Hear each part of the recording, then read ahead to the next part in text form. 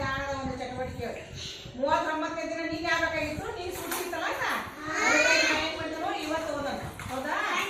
ಅದಕ್ಕ ಬುನಾದಿ ಸಂಖ್ಯಾ ಜಾಣದಾಗ ಪರಿಸರದ ಅರಿವು.